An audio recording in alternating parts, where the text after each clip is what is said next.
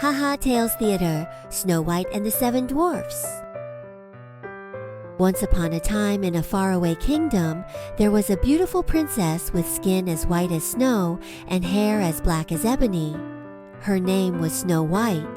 However, she had a very vain stepmother, the queen. Every day, the queen would ask her magic mirror, "Who is the fairest of them all?" And the mirror would always reply, "Snow White is the fairest." The queen became very jealous. She ordered a huntsman to take Snow White into the forest and kill her. But the kind huntsman couldn't do it. Instead, he let Snow White go and told her to run away and never come back.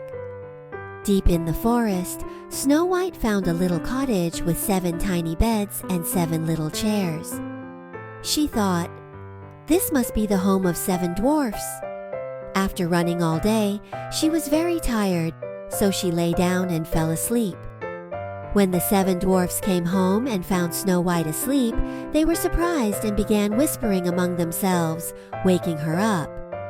After hearing her story, they decided to let her stay, as long as she helped with the chores. But when the queen learned from her mirror that Snow White was still alive and happy in the forest, she was furious. She made a plan to kill Snow White with a poisoned apple. Disguised as an old woman, the queen tricked Snow White into eating the apple, and she fell into a deep sleep. The dwarfs found her and were heartbroken. They couldn't wake her up, so they placed her in a glass coffin. Luckily, one day, a prince was passing by. Captivated by Snow White's beauty, he gave her a kiss. And to everyone's surprise, Snow White woke up. The two quickly fell in love and decided to get married.